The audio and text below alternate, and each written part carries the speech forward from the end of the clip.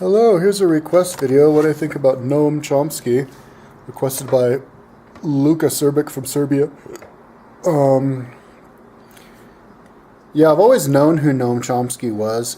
He's born in I just listened to the Wikipedia article about him. He was born in December 7th, 28, so he's like 84 now. He's younger than my dad. But he, I always knew who he was because in college, one of his books, or I guess a couple of his books, were assigned to us to read. I took a linguistics class, and maybe that was a class where I was supposed to read one of his books. He's the father of linguistics. I guess he's responsible for the an evolution in I guess psychology, where up until I guess the 60s when he wrote his books, invented linguistics. Psychology was all like behavioral psychology learned from Freud and Jung. And then after him, it was just like they looked at it more scientifically in terms of just kind of similar to like neuroscience, cause and effect, actually studying like what you say and like the meanings of words and all that kind of stuff. But anyways, he's a polymath though. That's the main thing. I saw a bunch of videos from him on YouTube doing lectures, and he does lectures on all kinds of stuff, and he just knows everything about everything, and about like politics and history and all that kind of stuff. But yeah, I guess he's mainly a linguistics guy in the University or MIT for like the last 55 years or something. Yeah, and he was saying some interesting stuff in one of his lectures that Helen Keller, she in the age of like 20 months, just over a year and a half old, she got spinal meningitis, and it took away her sight and hearing. And so she was blind and deaf, but she could still communicate with everybody, and invented like sign language and wrote books and all that kind of stuff. I remember seeing a movie about her when I was a kid, and people were all like amazed by it because they're like, "Oh my God, how does she know so much if she's blind and deaf?" And he said, "Well, because she lost it at the age of 20 months. She had learned it since then, and people learn, like little kids learn a lot more than we realize." And she was saying that maybe at the age of 20 months, little kids know every single word in the vocabulary. They'll learn it all. They just can't use it yet.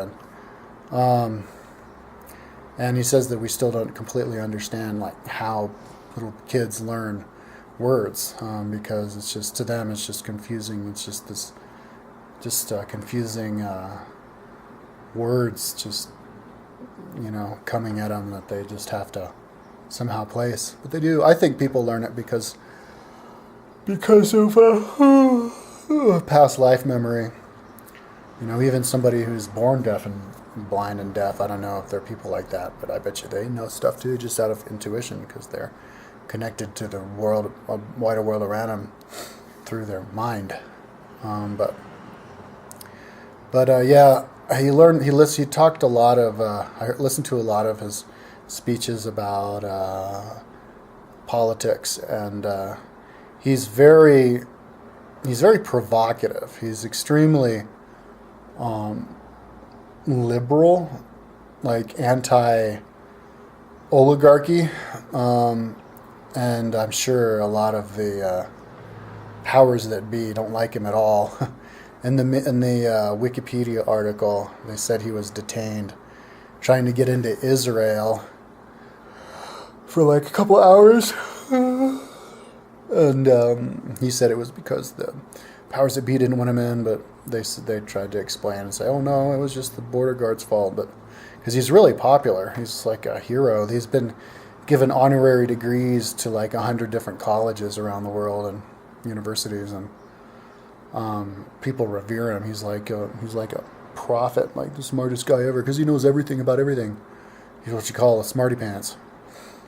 Because he has a really good knowledge. I mean, you ask him anything about a policy or anything, or a point in history, in the last 100 years, and he knows all about it. He's kind of boring the way he talks, though. He talks in a monotone voice like this, and he's probably always talked like that. But you know how old people are. But yeah, I mean, for how old he is, he's extremely. I mean, you know, like supportive of the poor and anti-establishment, and which is impressive for somebody that old. Even more so than I would be. You know, like he says that America's the biggest terrorist in the world, and Republican Party and Democratic Party are the same party, and Fox News isn't real news. It's just panders to the big business, and Glenn Beck and Rush Limbaugh are crazy. But I guess his background is he's Jewish, and even though he's raised Jewish, he's still doesn't support all of the Jewish settlements in Gaza, and doesn't even think that Israel had a right to exist in the beginning in the first place. Like you shouldn't start a country just because of a religion, when there was already occupied by other people who were there or another country. I heard, though, that this is an aside, but I heard that Mark Twain traveled around the world in the 1860s, and he went through Palestine. He said there was nobody there.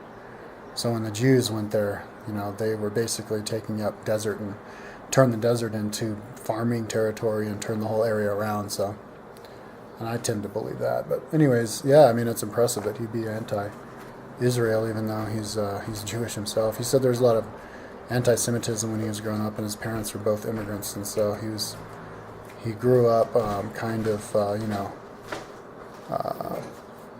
don't know if he was poor, but he grew up.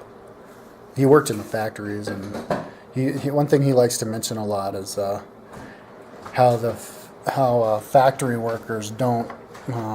In those days, in the past, when factories first came about, they did not like to work in the factories. They thought it was not fair to them, and he says that wage or earners is similar. It's just like one step up from slavery, and people should get paid just for their work. And I think that's a great revolutionary idea, that you just pay somebody for their work, and don't have to make them have the job where you have to show up at the same time every day and get paid by the hour and do what you tell them to. I mean, there was a lot of that bad exploitation going on in the beginning of the Industrial Revolution, during the Industrial Revolution. But one thing he said that I found really interesting is that, well, as I'm sure most of us know, that there's different viewpoints of the world, and the elite like to preserve their power, and they always had when your universities were first invented, it was only for the elite, and even up until the 60s, like when he was in college, Harvard was just a elite institution that was just there to basically get all of the elite, rich people of society acquainted with each other, and so that they could carry on those business dealings for the rest of their lives. And I mean, it's still like that now, pretty much. But then it was just a lot more pronounced. But he says that America is a lot less socially stratified than Europe. Like in Europe, the rich people would kind of not even bother to talk to the poor, and in America, the rich can talk to the poor. I saw that a lot in Chile when I lived there. That the rich were afraid of the poor. If they went to the poor's neighborhood, they'd get mugged, and then the poor didn't like the rich because they felt like they thought they were too good for them because they wouldn't talk to them and stuff. And so he says America's the best country in the world because of that, because we have we take the freedom of speech a lot more seriously than anybody else in the world. But yeah, nevertheless, we are the biggest terrorists, he says. He says that. Oh yeah, one interesting thing that he said is that the factory workers, when I guess maybe the ones that he worked with, and then the beginnings of the factory days. Those factory workers were very interested in educating themselves and reading. They weren't like stupid, useless eaters like the elite like to kind of portray them as, like basically to try to tell them that, they're going to tell them how it is and they don't get to have any say because they're not interested anyways, which is kind of an idea that I have of a lot of lower working classes, because I've offered to share my audiobooks with people and stuff, and they're never interested. But he said back in those days, like they were all reading, like the lower, in the heyday of newspapers, I guess in the mid 1800s, the small newspapers run by just small towns and just small time factory type people were had just as much circulation as the overall as the big newspapers, and small business owners like the guys who the smith and the carpenter and stuff, shop workers and even factory workers were interested in reading all the time and educating themselves about politics and everything, and they would have like their underlings or their children read to them while they were working and stuff. And so he has a lot of sympathy for the working class, and he thinks they're just as smart and capable as the upper class, which is something that I agree with. I think that if you give people the chance and enough spare time in the day, they're not just going to be like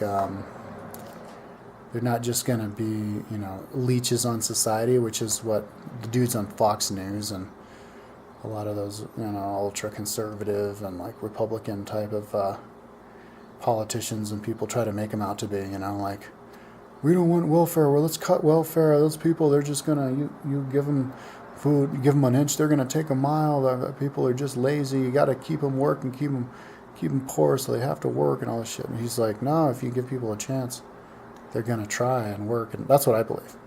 If you give people pay them enough wages so that they don't have to work like 12 hours a day, 6 days a week, where they would have to work only 3 hours a day or something like that, 5 days a week, then they're not going to spend the rest of their time just drinking beer and playing video games. They're going to spend the rest of their time trying to improve the world and improve their education and improve their lives and everything. And so it's kind of like this two different ways to view the world. The oligarchical mindset where these rich people just want to preserve their place in society and their wealth, and then the regular people, like or the populist people, the communist types, progressive people who want to try to spread the wealth around as much, and I think that's the best thought for the world, which is the tribe that I subscribe to. But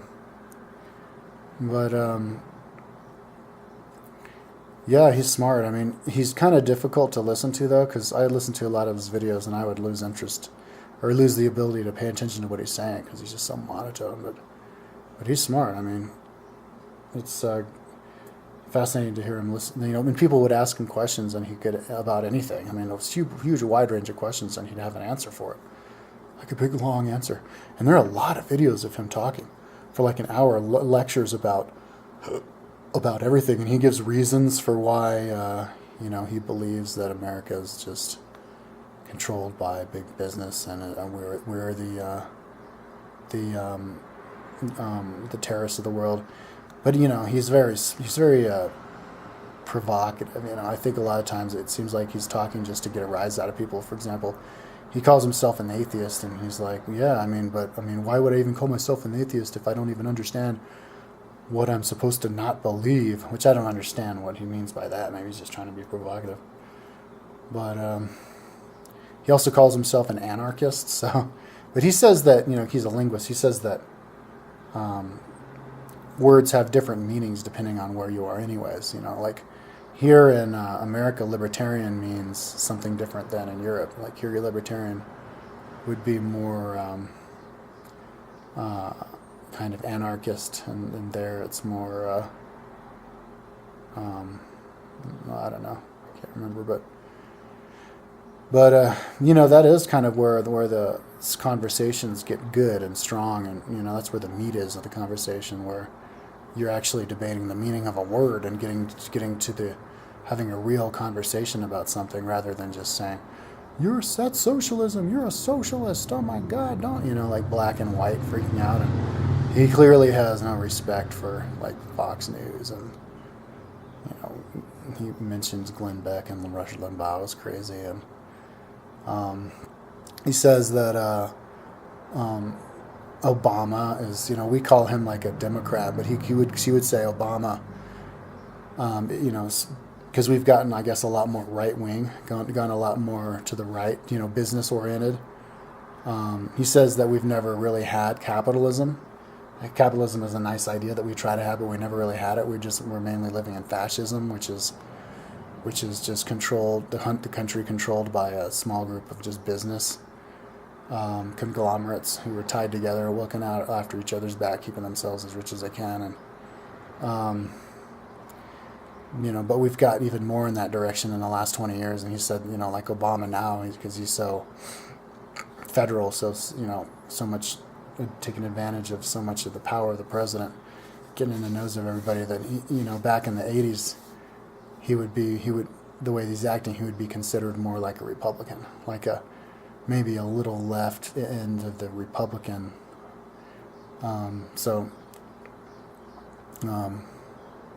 But now in these days, I guess he's kind of like a regular Democrat. So I guess everybody's shifted to the right. But we need to be. So I think he says, we need to. And the Democratic and Republican Party are just the same party.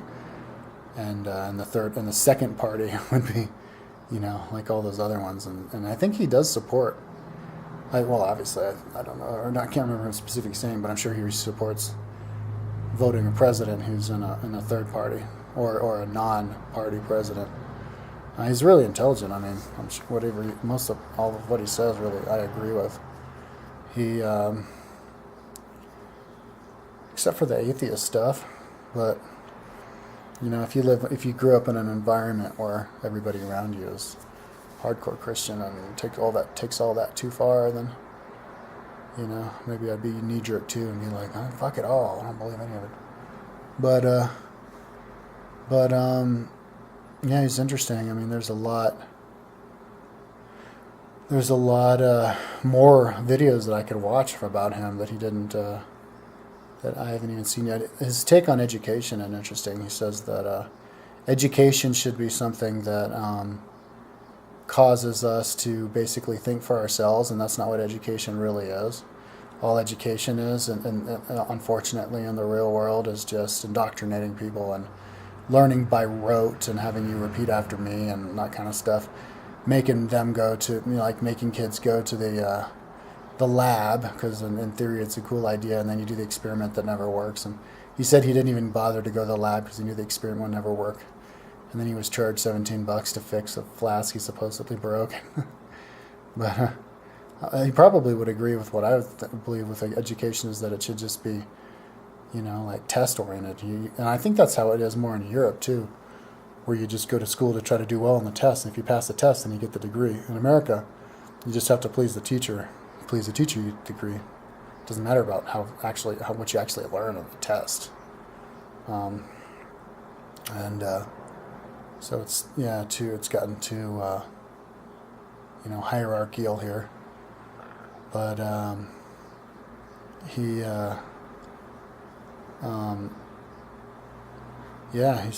says that education is something that we should all, basically learn to teach ourselves, and like when kids go and go out into the field and pick up spiders and look at them and all that kind of stuff. That's real education, student-driven education, and because our natural tendency as humans is to learn and to study, and so all we have to do is allow people to do that, but we don't so much. So anyways, Noam Chomsky, super smart. I recommend listen to some of his videos, at least as much as you can. He has an interesting interview with Cenk on the Young Turks. It's like 30 minutes long, where he talks about, the rightward shift of American politics over the last 20 years, maybe, or 30 years. Maybe I'll put the link to it at the bottom of the video.